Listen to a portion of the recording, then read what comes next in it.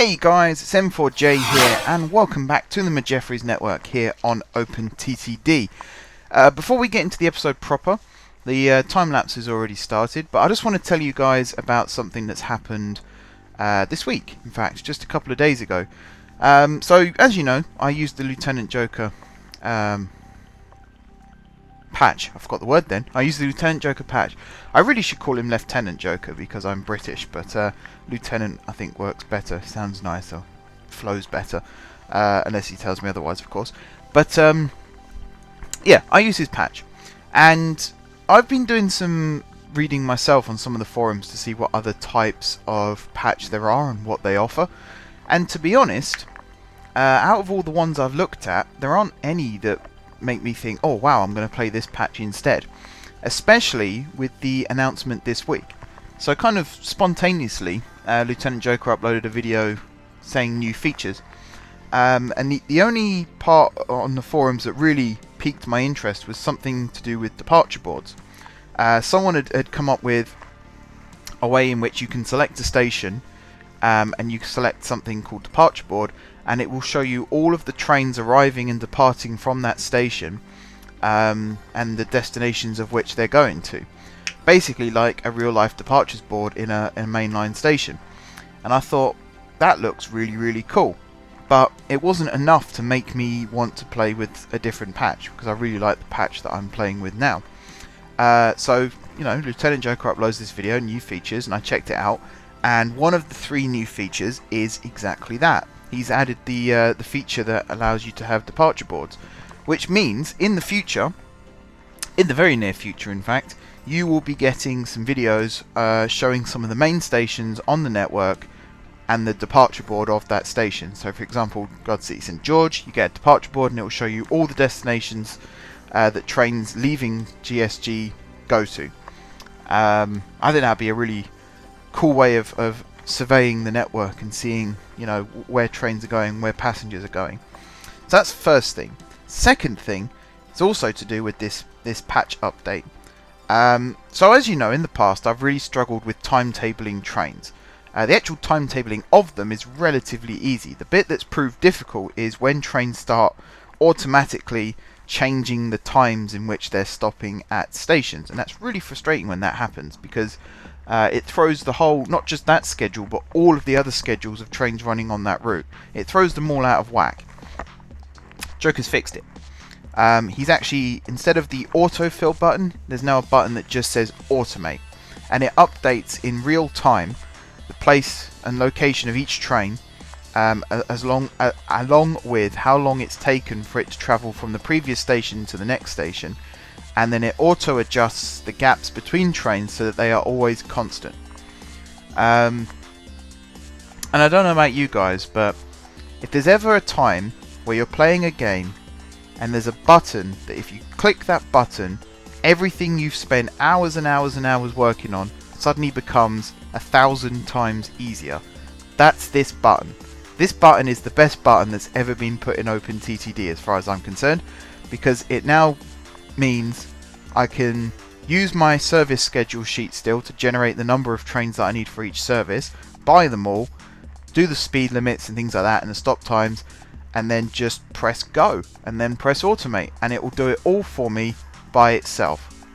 Such a good idea, such a good idea. Now the small disclaimer, Joker has pointed this out to me already, I was kind of aware of it, but still. He hasn't made these individual features himself, he just takes the files and compiles them all into his patch. That's still a lot of work. That is still a lot of work. I looked at doing it myself, because there's an underwater tunnel thing. It's called Chunnel. Basically it means you still build everything at sea level and above, so you can't go below sea level. But if you lower the land down as far as it can go, either side of a body of water, you can then build a tunnel that in theory goes under the water and up again. Even though it doesn't actually do that. Bridges and tunnels are actually just decorative features, as it were. They don't actually, they don't carry the same, I'm trying to think of the right words here. They act like track, but they're made to look like something different. So it means trains can pass each other on bridges, and if there's a tunnel, a track can go over the top of it, that kind of thing. There's a little bit of code that does that. but in terms of the main structure of the game, they're just like ordinary pieces of track. So the fact that you can build a tunnel underwater and up the other side again is a really nice feature. I've spoken to Joker. If you look on that video, you'll see I've put some comments on it and asked him about the possibility of adding that in future, and he said he'll look into it. So there's no guarantees either way.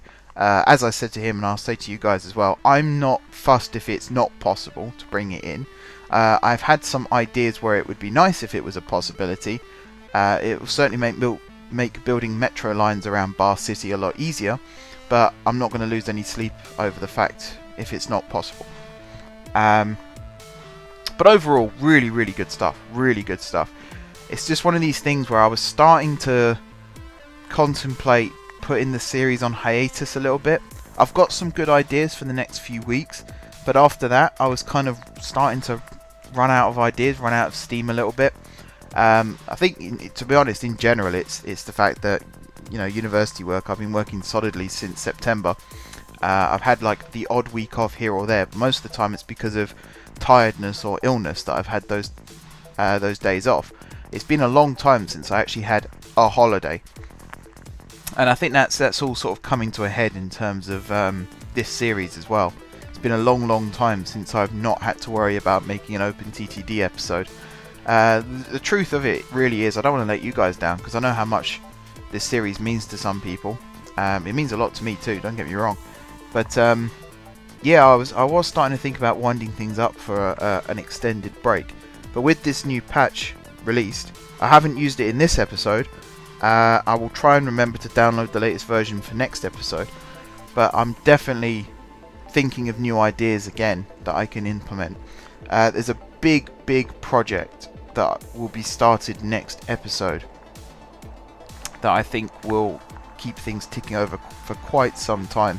And I think it will get a lot of you interested in the series again, because I know things have gotten a little bit stale in recent times, and hopefully that will put a fix to that.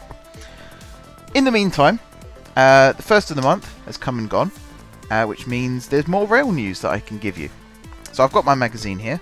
I'll try and remember the main headlines so I'm not reading directly from the pages, because that does get a little bit I don't want to use the word boring again. Tedious, maybe? Just me reading off a page isn't that exciting.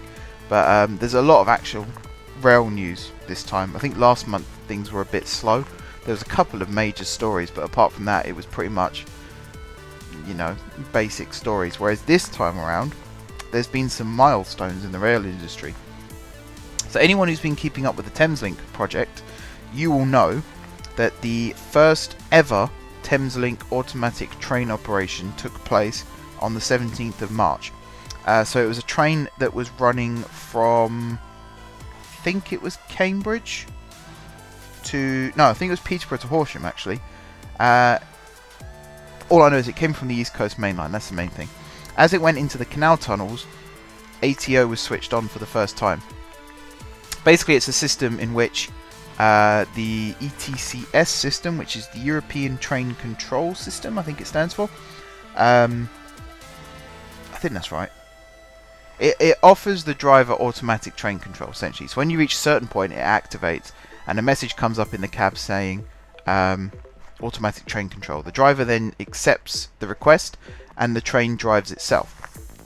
So ATO is in operation, or will be in operation, between Blackfriars and St Pancras, essentially. So whether you're coming in from the East Coast Main Line or the Midland Main Line into St Pancras, ATO will operate, and then as you leave Blackfriars, whether you're going to London Bridge or Elephant and Castle, it will also activate. So it's basically being brought in so that 24 trains an hour is a realistic possibility, because a train every 2.5 minutes, if that was driver operated, then there could be delays which could then have a cascading effect across the entire network. So it's been brought in for that reason, and it's really cool that they've actually started using it now. I'm not sure how many trains are actually using it at this time. It was just one on that particular day. As of May of next year, 2019, 24 trains an hour will be running through that core section. So that's the first bit of really cool news. The second bit of cool news is Siemens are going to build, or planning to build, a rail factory in the UK. So we had this conversation a while ago actually about the rail industry in the UK. Is it thriving or is it dwindling? I personally think it's thriving. I was actually talking to some family about it recently. We were talking about manufacturing in the UK. Is it still a thing? And it depends how you look at things. Car building, there are car factories still in the UK. There's a lot of car factories in the UK, but it is an industry that's starting to move elsewhere around the world. Some companies are moving back to the UK, but predominantly it's all manufacturing. Really, it's an industry that's being outsourced to other parts of the world. Sometimes third world countries, sometimes just other first world countries. Is that the right term? I think first world is a term. But with the rail industry, it's the other way around. There's lots of rail projects happening in the UK at the moment. You just look at how many trains that Bombardier are building over the next few years. You get an idea as to how many new trains there will be in the UK. As I said last time I read the news out, there's 5,700, sorry, new carriages being built for the UK. And that's a big number. Add to that High Speed 2. There'll be new trains being built for that. I imagine there's something else I'm going to talk about in a second that will also involve high-speed trains. And I imagine High Speed 1, Eurostar, and maybe not the Javelins, because the Javelins, I mean, they're pretty good. But if Eurostar decide to run more services, then, you know, Siemens are the provider of the E320s. So, is it the E320s? Class 374s, I'll just say that. So Siemens are trying to build a new factory in the UK. CAF are currently building a factory in Wales. I'm trying to think of the other company. Stadler, I think it's the other one, trying to build a factory here, and now Siemens have joined the party. So they're trying to build a factory in Goole, and I'm trying to see where that is. I think it's up in the north of England. Doesn't actually say, it just says Goole, assuming we all know where that is. Oh, there we go. It's near the M62, which I think is up near Manchester. So it's up in the northwest of England. The reason that, as I say, that's significant is it's bringing more jobs to the UK, and it's also bringing lots of jobs to the rail industry. And it's also showing encouraging signs of a real competitive market. Unfortunately, there's no UK train builders, really. Viva Rail are the exception to the rule, really. And actually, while we're talking about Viva Rail, you know I'm a big fan of Viva Rail and what they're doing. There's been an order for 3 trains on the Bedford to Bletchley route, which is kind of the precursor to the Varsity line. They're all going to be diesel powered, and they're going to be entering service from, I think it's next year. I'm trying to remember. I think it's either late this year or early next year. But really exciting news. There's a thing in the US at the moment. They're trying to convert freight-only lines to also carry passengers, which I think is cool. The fact that the rail industry in the US seems to be getting a resurgence as well is a very good thing. The Railroad Development Corporation, which is an American railway investor company based in the US, they're actually going to try and take 2 Viva Rail units over to the States to test out the possibility of using Class 230s, sorry, to run on these converted rail routes. That would be a massive boost to the UK rail industry. Forget about European rail industry, forget about Hitachi, forget about Stadler, Siemens, Alstom, which is part of Bombardier now, I think. Forget about Bombardier. Viva Rail is UK through and through. The trains were originally built by a UK company in the UK. They're now being upcycled by a UK company in the UK, and we're starting to explore the possibilities of exporting them. That is big news. It's something that may not happen still. It's kind of in the pipeline stage at the moment, but it's really exciting that they're even considering it. I think that's big news. The next big bit of news is there are also calls to build a high-speed version of an M25 system around London. So it will link High Speed 1 to High Speed 2. It will also link those 2 lines to Gatwick and Heathrow Airport, and also to the Great Western Main Line, and I think the West Coast Main Line was the other one. The 4 main links though is High Speed 1, High Speed 2, Gatwick and Heathrow. There's kind of this thing at the moment about should they build a third runway at Heathrow, and what happens if we don't build a third runway at Heathrow.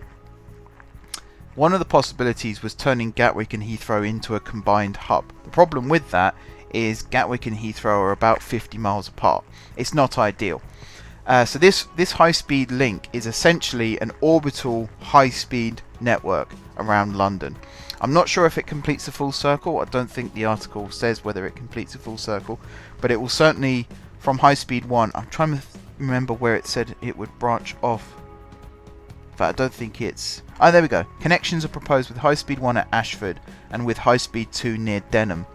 Again, I need to remind myself where Denham is, but what that implies is from Ashford there will then be a diverging line that will become this orbital route that will go right the way around the north of... I'm using my hands to demonstrate. You can't see what I'm doing. It'll go around the north of London and down to the west, where it will link up with the Great Western Main Line and also Heathrow. And then as it crosses over the High Speed 2, there'll be a connection there as well, which I'm assuming is where Denham is. That's also a big bit of news. It's pipelined. There's absolutely no confirmed plans or anything like that. Personally, I'm not getting my hopes up about that because, first of all, its working title is High Speed 4 Air, so, which puts it past High Speed 2 and High Speed 3. High Speed 3 is part of the Northern Hub program that's currently ongoing. It's actually a proposed high speed line or higher speed line that will link Manchester and Leeds via Bradford. That's the main proposal. I think it's also planned to extend right the way across to Hull, so basically west coast to east coast of England, up in the north. So the fact it's called High Speed 4 suggests that it's a long way off happening. There is talk of, if it was to be built, it would not be... construction will not start until the mid-2030s. So there's no point getting too excited about it, because you know what red tape's like in Britain. You propose something, I mean, we're still at the stage now, they're starting building work on High Speed 2, and we still haven't confirmed exactly where the route's going to be, which I think is a little bit dumb, because what if you knock down the building and then it turns out you didn't have to knock it down? That would be slightly controversial. The other sort of minor news, Great Western have started testing HST short sets. So at the moment it's 2 power cars and 4 passenger cars. Kenilworth Station still isn't open. Don't think I need to say anything more about that. Another bit of British manufacturing. There's a steel plant up in Scunthorpe, British Steel. They've won a contract to supply rail to Deutsche Bahn. So British steel is being turned into rails, which is then being exported to mainland Europe and used to build rail lines in Germany, which again is pretty good because it's all about exporting at this point. The fact that we are now exporting is pretty exciting, as I said before. That's kind of the main headline news. I will talk to you about what's actually going on your screen in just a second. If I skip forward to the other news section of this magazine, because there is some other stuff I believe that's going on. I was watching some videos earlier as well on my phone. I went on Network Rail's YouTube channel, and I mean it's mostly marketing stuff and propaganda type stuff, but at the same time there's some pretty interesting videos on there. There's something about the overall modernization program that's going on at the moment. It's basically a summation of everything that's happening. So it mentions Thameslink, it mentions London Bridge, it mentions Crossrail, all that kind of exciting stuff that's going on. Where's the... oh yeah, Northern Powerhouse, that's the thing. So Northern Powerhouse is something that George de Silva asked me to talk about. And it's basically... I mean, I don't know a massive amount about it. As I say, the only things I really know are it's planning a rail link between... well, the Northern Hub project is the upgrading of Manchester Victoria and Manchester Piccadilly to allow more services to run between Manchester Airport, Preston, Bolton, places like that, over to places like Newcastle, Leeds, York, Sheffield, that kind of thing. It's basically improving rail links in the north of England. The Northern Powerhouse, part of it is a high-speed line that will run separate to the rest of the, or at least some of the rest of the link. It's a high-speed east-to-west rail link, and the reason I know it's separate is because the article that I'm referring to here is to do with Bradford Interchange, which currently is kind of like a skeleton-type station. I've seen pictures of it. It doesn't look that great. I'm sure it functions very nicely, but it used to be a massive station. They closed it down and rebuilt it slightly off to the side. I think it used to be like 6 or 7 platforms, and now it's 2 or 3, something along those lines. With the Powerhouse plan, there will be new stations built underneath the new platforms built underneath the current station. So it will operate a bit like Berlin Hauptbahnhof in that respect. So there will be platforms underground, then there'll be like a mezzanine level at ground level, and then there will also be platforms, in this case also at ground level, which will be terminating platforms still, I believe. So that's kind of how that works. The Northern Powerhouse will link Manchester to Leeds via Bradford, as I've already said. I hope it happens. I genuinely hope it happens. I think the rail infrastructure in the UK really does need a big boost. The problem is, at the moment, I was talking to someone about this quite recently, and again, I don't claim to understand it, and I will get things wrong, and it's also a very biased opinion, I must admit. But the point I was kind of making is every time a rail project is announced, the majority of people who oppose it always use the argument of we should be putting the money into something like the NHS. And normally I would agree with that. The reason I'm slightly biased here though is A, I like railways, so I always like to see new railways being built. But B, my business mind is telling me if you just take £32 billion and invest it in something like the NHS, which is a not-for-profit organisation, you will never see that money again. It will get spent on healthcare, and it's not being wasted. It's going to good cause, but you'll never see the money again because it's a not-for-profit organisation. If, however, you take that 32 billion and you spend it on something like High Speed 2, then in 15, 20, 25 years time, it will pay that money back and more. And then you can take the money, say it paid double back. Say you invested 32 billion and it made 64 billion in 30 years. You can then take 32 billion of that and invest it in the NHS and education and things like that, and then you can take the other 32 billion and build another infrastructure project that in 30 years time will pay double. So yes, you have to wait a little bit longer for the money, but you end up with more money than you started off with, and that surely is a good thing, because then you get the best of both worlds. You can spend it on infrastructure, you can improve the country operationally speaking, logistically speaking, and then you can also improve the country in terms of quality of life. That's my opinion. It could be wrong. As I say, I'm not 100% up to speed on the finances and things like that. And of course, there's absolutely no guarantee that High Speed 2 will make double the money back. It's just a guesstimate, really. But yeah, that's kind of where I stand. I'm very interested to see where you guys stand as well. Is everyone of the same opinion as me, where it's railways, it must be built? Or are there people who do have an opposing opinion? There's definitely no right or wrong answer in this respect. It is literally a matter of opinion. So if you agree with me, let me know in the comments. If you don't agree with me, also let me know in the comments. We'll have a good old-fashioned debate about it. Well, it's not really much to debate about, really. It's a case of everyone has their opinions and everyone has reasons for their opinions, and I'm very interested in hearing what everyone thinks, not just what I think, because that's boring. I suppose the other last bit of rail news really is to do with the new Siemens trains that are being delivered. So the final Thameslink train has now been built. It was an 8-car unit, so all Thameslink trains are now finished. They're not all in the country and they're not all operating yet, but they have all been built, which is good news. The final Class 707, which is the trains that were ordered by South West Trains that have now been rejected by South Western Railways, they're all now in the UK and they're now all in operation.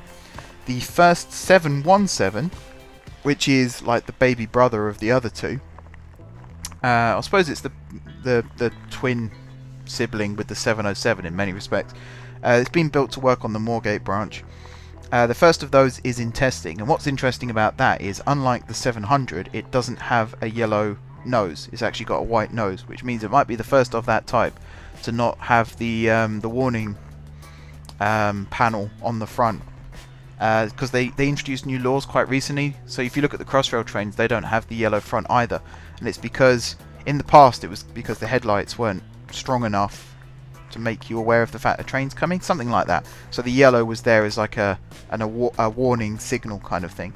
But with recent technological innovations in lighting, I've no idea whether that's actually a recent thing or not, whether it's just an archaic rule that was suddenly relaxed. Providing the headlights are of a certain standard, you don't need to have the yellow front ends anymore.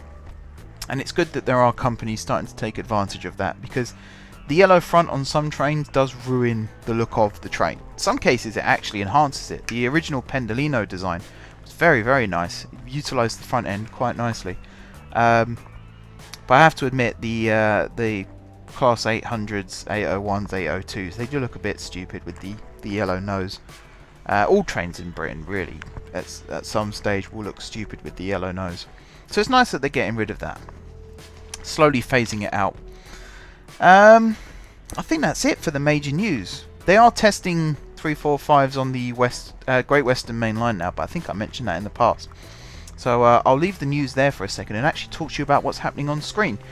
So I've built the line last time out from Bath City to Plenborough. This is the second part of that project to link Sanley up to Plenborough. At the end of this video it will all be completed, and you'll notice that there's an intermediate station along the way. Originally it was electrified all the way, however I've de-electrified the section between Sanley and that intermediate station, whose name escapes me right now. The reason I've done that is because I want to use bi-mode trains. We actually have Class 800s in the game. Someone made the asset for it, and it's quite a nice looking asset as well. It won't be operating in Great Western livery, it will be operating in the original Hitachi white livery, but I still think it'll look quite nice. And it's somewhere to use bi-mode trains, because we don't actually have many locations on the network where we can get away with bi-mode trains. So between Bath City and Plenborough, we currently have electric services. We will also have electric services between Plenborough and the intermediate station, and then it will be diesel or bi-mode between that intermediate station and Sanley. You'll also see that I've rebuilt the approach to Sanley. It now fits in better with the new station throat design that we're going for. There are lots of lines coming in and out of Sanley. There will be lots of other little branch lines that spur off from there in the future, because there are some towns to the south that still haven't got rail connections, and they will. It will utilise the same kind of looping system that we've currently got on this line that's going in. I do need names for all these routes as well. I haven't checked the suggestions list for a couple of days now, but it is on Monday that I will be deciding the future of the suggestions list, and to be honest, the last time I checked it wasn't looking good. So if you do want the suggestions list to remain, you know what you have to do. You got to go on there and you got to leave some suggestions. Route names is what I'm looking for. Some people have left town names. The station names for Bath City, some of them were okay, I suppose. Some of them were a little bit off. I mean, I won't point fingers and name names, but the idea of naming them after classes of steam locomotive, it's not really one that sits that well with me. And as much as I like the Prince and Princesses theme, I think that's too similar to what we've already got in Guard City, because it's just reusing names essentially. I'd like something a little bit different to just people's names.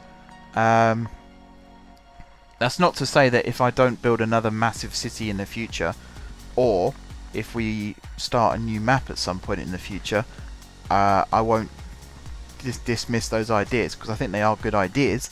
I think the actual using types of steam locomotives, so Duchess was one, Pacific was one, Atlantic was one. Particularly Pacific and Atlantic, it's a bit difficult to do that in a city with no coastline, because it sounds like you've just got your geography mixed up a little bit. But I will keep hold of those names, not even necessarily just in the context of cities, but in the context of, you know, route names maybe, or town names even. You never know. But yeah, you gotta leave your suggestions, guys, because come Monday, Depends when I actually record Monday's episode. If I record it over the weekend, I probably wouldn't mention it in that episode because I wouldn't have checked. But if I record the audio on Monday and there haven't been any new suggestions, then I will take down that sheet, because it's a real waste of time having it up if no one's using it. Really, as I say, the things I need at the moment are town names, railway station names, bus stop names. That's a really important one. It's one of the reasons why the bus network in and around Guard City sort of came to a shuddering halt, is because there just weren't any suggestions anymore. I'd pretty much used all the ones that I could use on the original list, and there were no new ones, so that's why that stopped. So that's something I'm looking for. And also route names, road route names, any road route names that you can think of, not just like A6 or anything like that, because that's, again, already been done, but you know, Route 66, that kind of idea for a name. Bearing in mind this is the UK, so it'll be more UK based, but you know what I mean. Things like the Great North Road, for example, is the original name for the A1. That's a nice name. The North Orbital, South Orbital, all that kind of thing. So rail route names, road route names, bus stop names, or tram stop names, because we can do both with that, and railway station names and town names. So there's 5 things there that I'll be looking for on Monday. If it's looking like people are starting to engage with it over the weekend, then I will extend the deadline for a week or so to give people a fair chance. As I say, I don't really want to stop being able to take people's suggestions. It gets really overwhelming when people just throw in the comments, do this, do this, do this, which is why I set up the suggestions list. So you can go on there, you can put your name, you can put what your suggestion is, and it gets treated fairly along with all the others. So you're as equally likely to have your selection chosen as anyone else who's put theirs on there. That's why it exists. So people do still put in the comments, do this, do this, do this, and then I ask them to put that on the suggestions list, and then they don't. So do you want me to listen to you or not? Because I'm not going to listen to you if you just put it in the comments. I tell you where to go. If you then don't go and put it where I've told you, then sorry, but you know, I did tell you. That's exactly how I feel about it right now.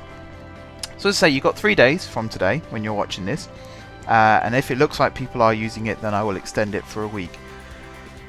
Okay, I've talked a lot. I've actually talked a lot. How long does... I think this video's got a couple of minutes to go still. It's just gone off the end of my screen, so I can't see how long the time lapse has got left. So as I say, there's loads of lines going in and out of Sanley at the moment.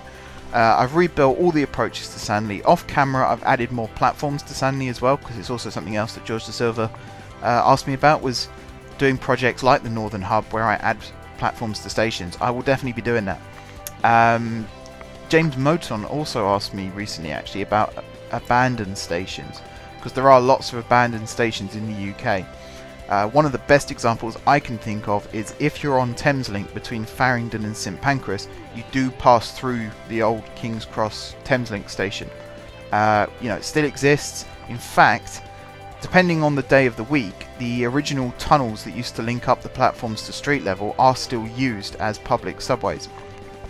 But the station closed because the platforms were deemed too narrow, and also I think it was partly as well because St Pancras was being redeveloped and there was a better opportunity to build the station in a better location, so they used the platform excuse in order to what's what I'm looking for? Vindicate closing down King's Cross Thameslink. So that's a very good example, and I would like to do that in the future as well. It'll probably be stations outside of towns, because you know, the ones in towns I'd like to actually use because there'll be passengers there.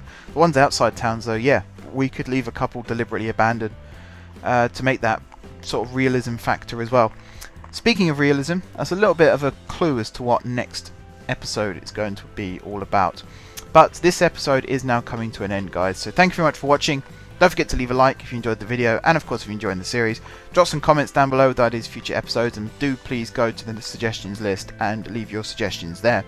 Apart from that, if you haven't subscribed to the channel, be sure to click the subscribe button. If you have already subscribed to the channel, thank you guys for your continued support, and until next time, I will see you soon.